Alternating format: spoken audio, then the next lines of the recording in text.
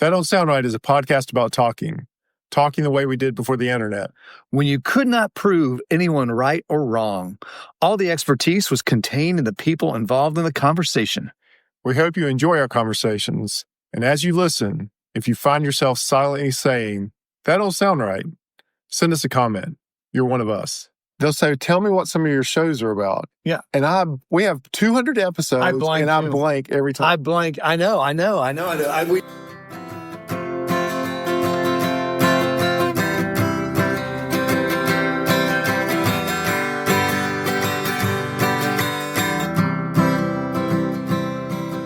Welcome back to another episode of That Don't Sound Right, a podcast about talking. We're your co-hosts. I'm Peter Billman. I'm Cecil Davis. And we're just trying to have a conversation without Googling or fact-checking things online. Those things can so easily kill the conversation. And we live in an era where conversations are so easily killed. That's true. But we try not to kill them. But I spent the entire weekend trying not to kill conversations in a very specific way. How'd you do this? So I was at a music festival. Tell me about it. Potentially the music festival. Of the country? Of the country, if not the world. What's it called? MerleFest. MerleFest. And where does this occur? North Wilkesboro. And it's a fundraiser, still a fundraiser for Wilkes Community College, even though it's a huge music festival. Right. And it's a fundraiser. But essentially it's a fundraiser. Do we know how much they raise? Christy asked that question. I don't know how much they raise. Interesting. I would think considerable amounts. I think 75,000 people attend, 80,000 people. Whoa. But they have some big headliners. They do. Who's there? Do you know, do the musicians come? Do they donate their time and their talent for this anymore? They get paid. They used to. They did it the first one. The first one, yeah, okay. The first one, yeah. After that, they have big artists there. I think the one people look for, one of the big artists this year was the Avett Brothers, of course. Yeah. But Bonnie Raitt was there Friday night. So if you like Bonnie Raitt, big deal. So anyway, at this music festival, you were not killing the conversation. What were you doing? Well, I work on a stage. And you're a roadie? I'm a roadie. No. Well, I'm a roadie without the road. Oh, yeah, okay. Yeah. You're stagehand. They have real roadies, and then we're underneath those. You're the understudy to the We're the understudy to the roadies. So if the roadie needs something done, we do that. I got you. Usually it involves a lot of lifting and carrying. Really? But I meet a lot of people. Right. So, because during between sets, you're talking, you're meeting people and talking to people as people coming and going. You're just meeting a lot of people. Right. So I decided for this particular weekend that I was going to introduce myself as a podcaster. That's it. Because what do you usually do? You usually introduce yourself as a pharmacist? Right. Because inevitably somebody says, "What do you do?" They'll say, "What do you do?" And then you say, "I'm an engineer for Volvo." Right. But I decided going in that I would introduce myself as a podcaster each time someone asked me what I did. No kidding. Yep. This is the first time you ever done that? This is the first time I've ever done that. Well, so I meant to do it at a wedding a few weeks ago, and I forgot to do that. All right. Which led to questions of, about podcasting. And then eventually they would ask the question, "How do you make money?" And I would say, "Well, I don't make money podcasting. Right. I kept my day job." That's right. That's how I support the podcast. Right. But it really did lead to a lot of interesting conversations. What was the most interesting conversation? Or what was the most interesting question someone asked you about podcasting? About podcasting? Yeah. They want to know how regularly you do it. Okay. And so that's always a big question is how often do you do it? Yeah. How long have you done podcasting? The weird thing that I can't answer on the fly. Yeah. I want to see if you have the same issue. They'll say, "What's your podcast about?" Right? Yeah. And you can say, "Well, our podcast is about talking the way we did before the internet." Right? Right. But they'll say, "Tell me what some of your shows are about." Yeah. And we have 200 episodes. I blank every time. I blank. I know. We really need to, this is something you and I need to practice, that we need to know some of our favorites. Because that's one question I get asked. What are some of your favorite episodes? Mm-hmm. And then the other ones are what are some examples of your topics and what do you talk about? Right? Yeah, I blank every time. And so I always go back to the car episode being stolen. That's the one I can remember. That's a good one. That's one of our origin stories. I should just think chicken. And I should be able to come up with 5 or 6 just off the chicken. Yeah, they're going to think you're a horticulture podcast. I was going to say listener number 1, because you've done several things with him, going to bee conventions, So that's our barista Hey, Camille. saying that one way to trigger this would just be to think about listening to one. Because he has a variety of topics that he's brought to us. Yep. But I should be able to come up with more. And that I blank every time somebody say, tell me some episodes. And I'm just like, we have a bunch. And my go-to is the one where we get the church cookbooks out and we look through the recipes on aspic, gelatinous molds, and asparagus. I need to have like 5 in my head. I can usually get the last one after I think about it for a minute. We probably just need to remember, maybe a help for us is to think of the categories. So we got a category of chickens. Right. We got a category of outdoor adventures. Right. We got a category of vehicles. Yes. We have a category of trains. We have a category of we're over-teched, over-watered, and over-iced. I've got it now. Next time I'm going in, I'm going to have that list in my head. That's all you need. The other thing I learned this week, and this is what we're going to talk about tonight, and the thing that didn't sound about this is I didn't know there was an entire, you can make a career out of this next thing. They're called VOGs. Yeah. Or VOG announcements. All right. You ever heard of that? No, I have not. Would you like to know what the VOG is? Tell me, VOG? The voice of God announcements. All right. And those are the ones that you would hear as you're walking through the airport and you hear the announcement. Has anyone had your bags besides you? Did you pack your bags? And it's just that kind of announcement that's on. FAA regulations say that you must maintain control of all your bags. Please report any suspicious activity to the nearest TSA agent. Yes. That kind of thing. Right. So that's not just some guy at the airport reading a script. That is a paid, more likely, it's been paid voice actor. It's been pre-recorded. It's been pre-recorded. But you're saying there's a voice actor who got paid to do this. Yes. Right. So I met someone who is a voice of God. You met one? Yeah. You met a voice of God? It wasn't his full-time gig, but there are he must be like a podcaster. Yeah, he does a podcast. He worked with sound, but he also did VOGs. No, so did he sound like the airport? Yeah, he had a good voice. Did he have? You'd have to have a good voice. You do, but that's the thing is when you run, I always wondered about running into one of these guys or gals that have this voice that you would hear in the airport. What would they sound like in person? Yeah, I always wondered what it'd be like to meet somebody who has that announcer voice. Could I tell? Would I say, "Oh, that guy is an announcer"? And we have somebody at our church who does the announcements for the local football game. He's got a good voice. He does have a good voice. I would not have immediately put him in the stadium. Yeah, I think because there's an announcing voice. I think you do change your intonation. You change your tone. Right. You change slightly. And you're probably not talking as loudly. Right. As you would for an announcement. So you may not pick up on it initially. But I have met people that have like radio voices. Yeah. That sound like radio voices. Now, I don't know if they had a career in radio, but I have met people I'm like, wow, their voice is really carries. Right. Yeah. It really sounds good. My brother-in-law, he has a voice like that, and he's done a voiceover thing. Did he? For some? I forgot what the video was, but he did a narration of something. Is that the same kind of thing? Yeah, someone who narrates, say, there's like a corporate or a commercial. There's a narrator. You see images, and there's someone narrating what you see. Well, I guess all those are voice actors. Yeah, there are voice actors, but this voice of God sounds something specific. Different. So I think of the airport announcement. For sure. Anything on public transit where they're saying something over and over again, like. You think there's a voice actor that they pre-record the bus stops on all the buses? Yeah. Next stop. Yeah, I would think so. The one Ames Mall Boulevard. Oh, yeah. The ones that are repeat. Yeah, absolutely. All right. Now, I did hear an interesting one in Vegas one time at the Paris Hotel. It was a woman's voice. So if you went to the men's bathroom, they had one of these voiceovers, and it was teaching you phrases in French. Oh, of course, in the Paris Hotel. Yeah, right. Okay. Yeah, in the bathroom. In the bathroom. Right, in the bathroom. There was this over the just an announcement that was kind of on a loop that would do that. Interesting. Yeah. Another voiceover. You said like at the mall. Of course, I haven't been. Have you been into a mall in the last 20 years? Yes, I've been doing Have you? I haven't. Have you not been to the Hayes Mall for any I reason? could not tell you For any reason. For any reason. I don't think I've set foot in that mall. There's a 15 or 20 years. There's a good tailor there. Is there? There is a Food court people. food court. There's a post office. Okay, I take that back.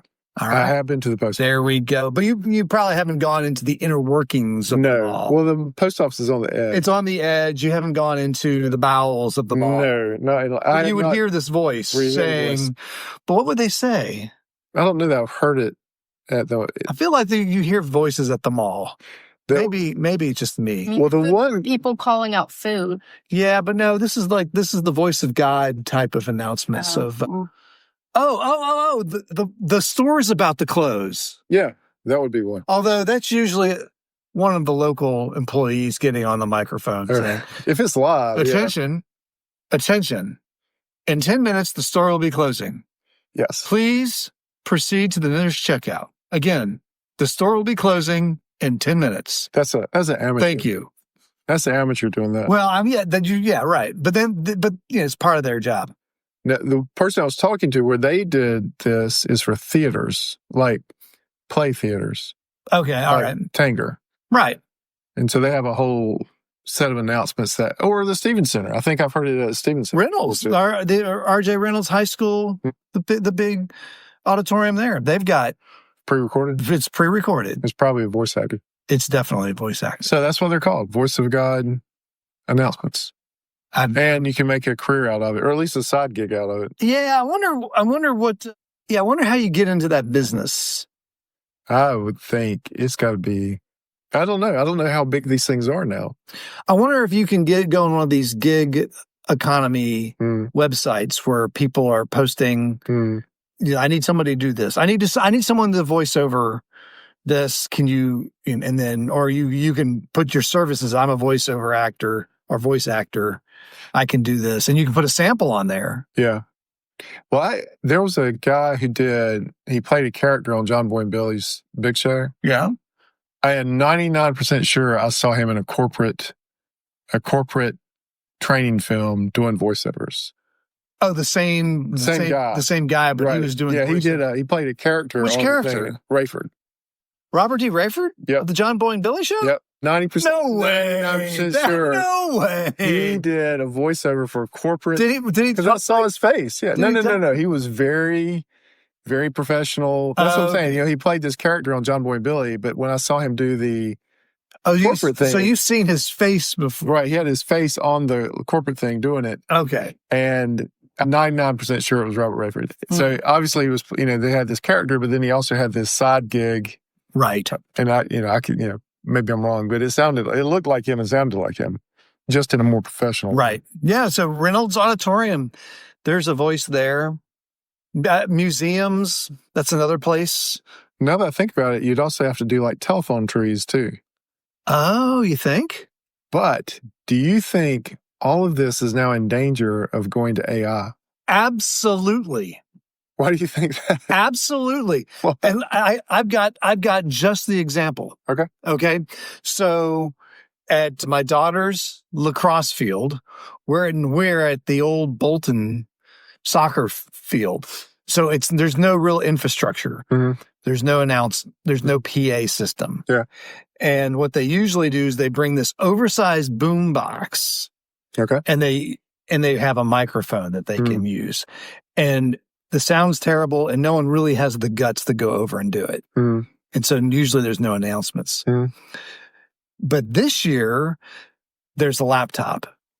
And what they've done in there is they've programmed all the names and the numbers for both the visitors and the home teams.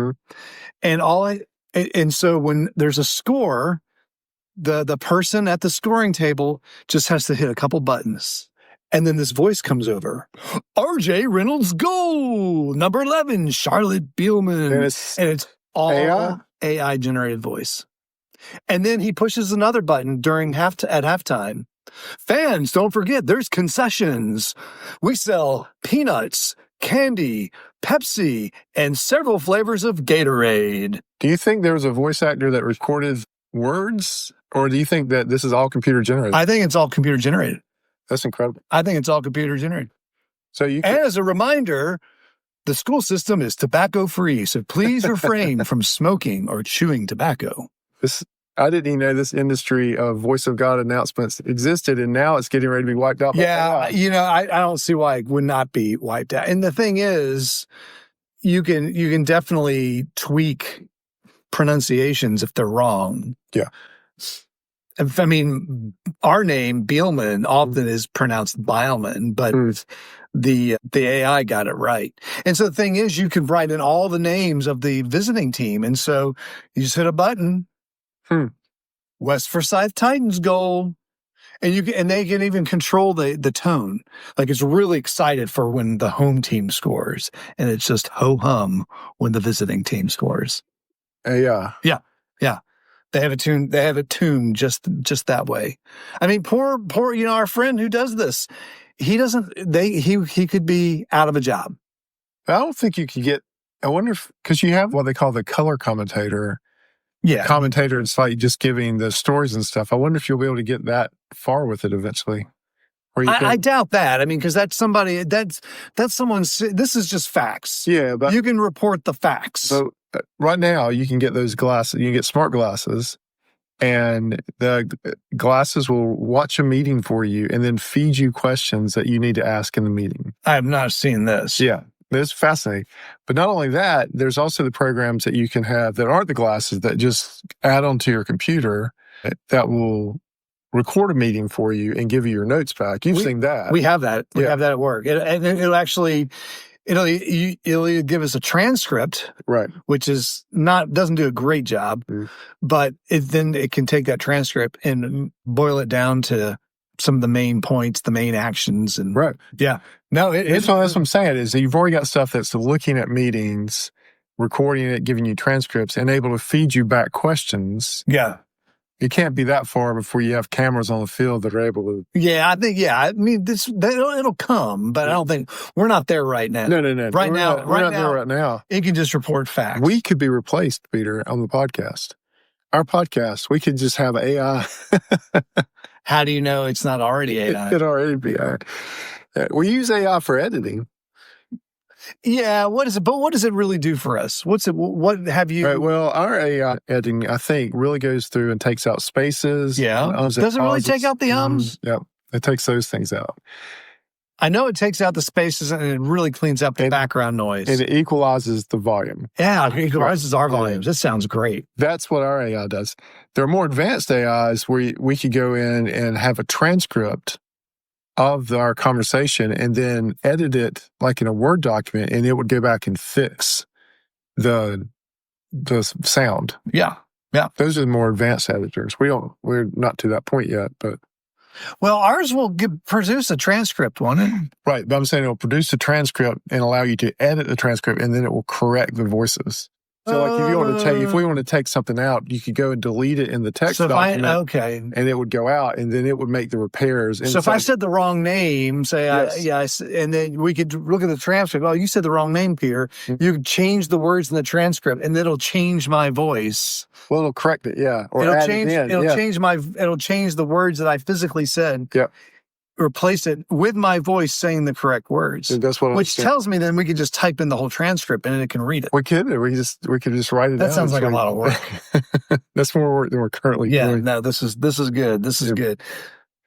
How do these voiceover actors, especially voice of God, how do they charge? Did he tell you how he charged? That's what I wonder if you do it like by the word or by the gig or your own retainer. You work for a company and they just. Well, that's a good question, especially the retainer thing. Because I know at Volvo, we have a certain person who does all of our voiceover for our promotional videos. It's the same voice. And they're paid by Volvo. They're paid by Volvo. I don't know if Volvo pays for him or the advertising agency hires him, but he is our voice. The voice of Volvo? Voice of Volvo Trucks North America. It's a specific voice. But you've experienced this too. Remember the Chevy commercials, Like a Rock? Yeah. it was the same guy. Yeah. It was always the same guy. Right. So it's once you get your voice, when someone gets your voice and attaches it to their brand, Right. that's where the money is. But now you could do it by AI. You wouldn't have to pay anybody. Right. You could create whatever voice you wanted. You could create any voice that you wanted and attach it to make that your brand. Man, we've only been podcasting like for 4 years now, and our whole podcast could be in jeopardy from AI.